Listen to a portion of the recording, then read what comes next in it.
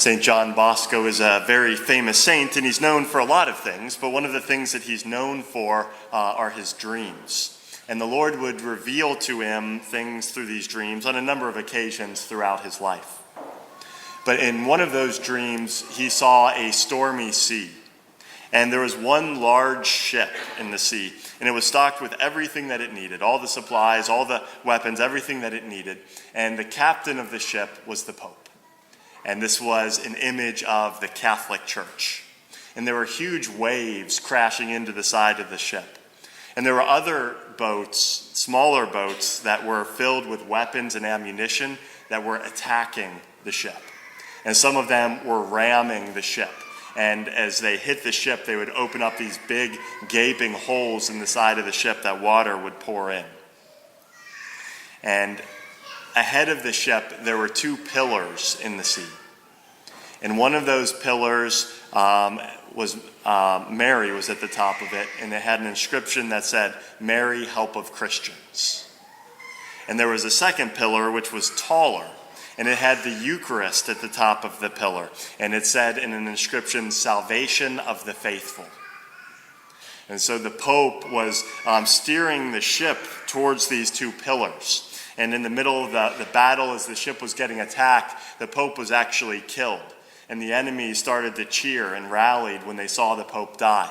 But then another Pope quickly took his place and kept steering the ship and trying to get it between those two pillars. And as the boat eventually got between those pillars, there was a breeze that was coming out from the pillars.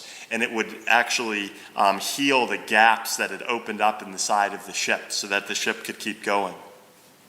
And when the ship finally got between the two pillars, there were these chains hanging down from the pillars. And the Pope had the ship anchored. He took the anchors and attached them to these chains. And as soon as the ship was steady between those two pillars, the sea went calm and all of the enemies fled.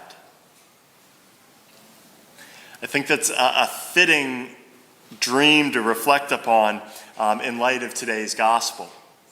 Because we have a similar scene in which the apostles are in a boat out a couple miles out to sea, and there's waves crashing into it, and they're probably worried about the boat capsizing, and Jesus comes to them walking on water. And then Peter's filled with courage, and he says, "Lord, command me to come to you," and he steps out of the boat, and for a few steps, he walks on water. And you have to hand it to Peter because he was the only apostle who actually stepped out of the ship and went to walk on the water. The other apostles were probably just watching to see what would happen. Like, let's see how this ends up. But Peter was the one who stepped out of the boat. But then what happened is he lost his focus. He started looking at the wind. And it says he saw how strong the wind was. And so the initial thrill of seeing Jesus out on the water and the confidence that it gave him wore off. And he became scared because he focused on the strength of the wind, but he forgot the strength of Jesus Christ. He forgot that Jesus Christ has complete and total power over the seas and over the storm and over all creation. And it's because he lost focus on the strength of Christ and instead was focusing on the strength of the wind that he began to sink. I'm sure there's times where many of us feel like Peter felt when he stepped out on the water. You know, there's times in our spiritual lives where we're willing to step out of the boat. And we might say, "Lord, whatever you ask of me, I will do it. Whatever you call me to do, I'll do it. Whatever you want me to suffer, whatever sacrifice you want to make, I'll do it." You know, maybe it's when we first converted to the faith, or maybe there was a moment where we reverted back to the faith. Or maybe we had a powerful experience in prayer, or some retreat or event that we went on inspired us, and we're filled with enthusiasm. But as time goes on, we can start to look at the wind around us, and we see how strong it is. You know, we might see the difficulties within our marriage or within our family. Or maybe there's some struggle with sin that we're just having trouble overcoming a particular sin.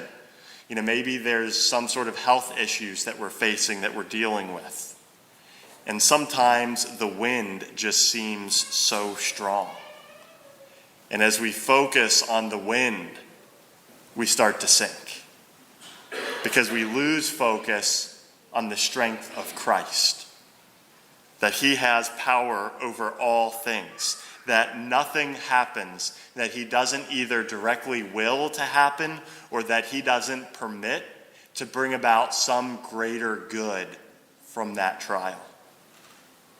And so when we look at Christ, we recognize that he's going to carry us through this. No matter what we face, we don't have to be afraid. All we have to do is keep our eyes on Jesus Christ, to keep our sight on him.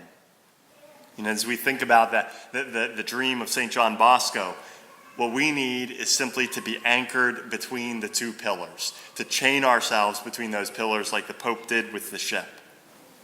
And so, a good question for us to ask is, are we spending more time in prayer, focusing on the rosary and the Holy Eucharist and the strength of Jesus Christ? Are we spending more time there, more of our time and our energy, or are we spending more time thinking about the difficulties that we face and worrying about those?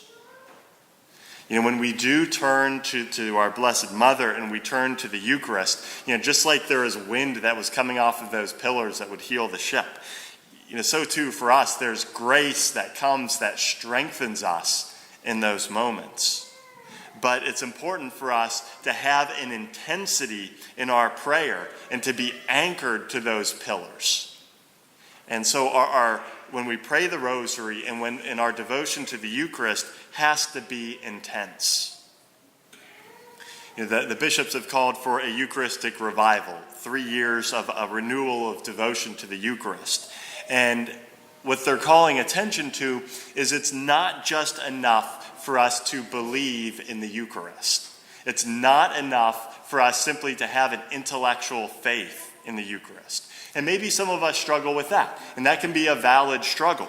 But the bishops recognize that we need more than that. There needs to be an intensity in our love and our devotion where we're coming before the Eucharist and recognize the power of Jesus Christ and the grace that comes from the Eucharist, and that we thirst for that, and that we thirst for a deeper relationship with the Eucharist. And so maybe if we're only coming to church once a week, that's a good thing that we come once a week. But what would happen if we came an additional time? What would happen if some other time each week, whether it's 15 minutes or 30 minutes or whatever time it is, we were to come into church and spend a few moments focused on the Eucharist and thirsting for that grace? How would that change us? How would that change the strength with which we face the challenges that are around us as we turn our focus not to the wind and to the storm, but to the power of Jesus Christ?